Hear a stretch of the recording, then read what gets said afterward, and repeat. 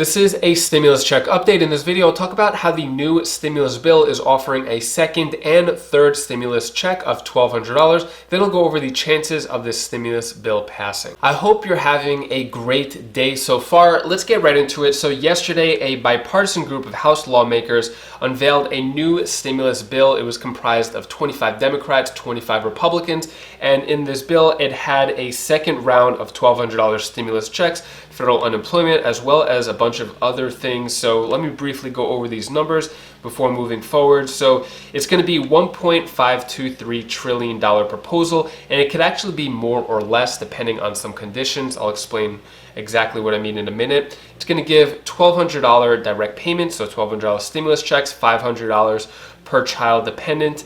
Paycheck Protection Program, also known as the PPP, $500 billion for state and local governments, $100 billion for virus testing and tracing, $25 billion for mortgage and rental assistance, $130 billion for schools, $15 billion for post office, and there's actually a few billion going to a few other programs. You could see yesterday's video if you want more details on that. But I want to talk about how you could potentially get a third stimulus check with this proposal. So they have booster elements in the plan. What this means is that there's certain triggers. So if hospitalization rates are too high or a vaccine hasn't yet been approved or distributed, then the enhanced federal unemployment benefits will be automatically extended for another 3 months, and it will also give a third stimulus check, which would be sent automatically in March 2021 for $1,200. So if the triggers are met, if those criteria are met, then you're going to be automatically sent a $1,200 stimulus check. You don't have to wait for Congress to vote and do their politics. It would just be automatically sent, which I think is genius because it takes humans out of the equation and it just gives money to the people, no questions asked. Also, there are reducers in this as well. Same way that there's a booster, there's a reducer. So if money for the Paycheck Protection Program, state and local governments, and rental assistance, that money could be scaled back if hospitalization rates are lower or the vaccine metrics, or if it's distributed and everything's looking good, then money from those three programs could be scaled back. So depending on the conditions of what's going on in our economy and the country, then more money could be given or more money could be reduced. This way we don't need politics or politicians deciding whether we do or not, which I think is a good idea. So that is the plan. Let me know what you think about that down in the comments below. Would you like a second and third stimulus check without lawmakers voting on it? I think it's good, but as usual, I want to keep it real with you. I don't want to give you any false hope. It's not looking good for this stimulus bill. So Mark Meadows yesterday said that this plan is very thoughtful, and while it diverges with the Trump administration's priorities in some respects, it could provide a basis for further conversations. To me, it just seems like political talk. The only thing I got from that is that it's very thoughtful. Besides that, he's not really saying it's good or bad. Then yesterday also, shortly after this came out, Democratic leaders, the House Committee on Appropriations, they shot down the bill. So they said, unfortunately, today's proposal retreats from these critical policies and fails to respond to additional issues that have emerged since May. When it comes to bolstering the public health system, supporting state and local governments, and assisting struggling families, the problem solver's proposal leaves too many needs unmet. With the general election just 49 days away and the post-service sabotaged by the Trump administration, their proposal also abandons our responsibility to protect the life of our democracy. So the Democrats are not in favor of this, even though it was half Democrats, half Republicans who came up with this. They spent 6 weeks talking to constituents to see what they wanted. I thought it was a good plan. I don't see the problem with it. Mitch McConnell said, we're willing to sit down with Democrats and try to reach an agreement. Clearly, we're not going to spend $3.4 trillion or $2.4 trillion or $2.2 trillion, which are various numbers that the speaker has laid out as potential. I still hopeful we'll be able to get there. It's been disappointing that it's taken this long, but there's still a need.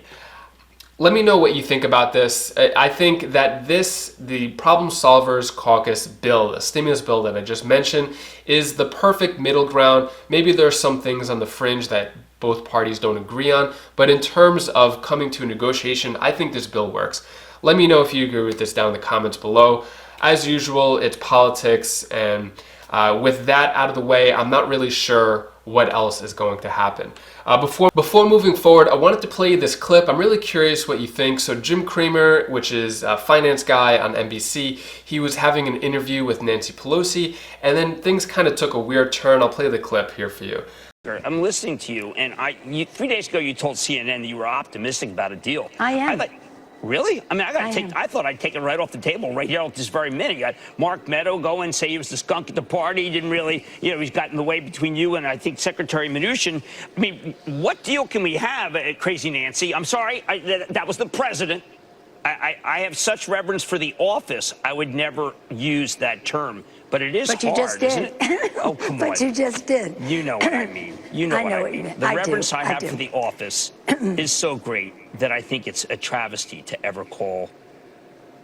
Look, you spent well, your you know whole what? life in public service. Let me just say this: anything the president says is a projection of his own insecurities.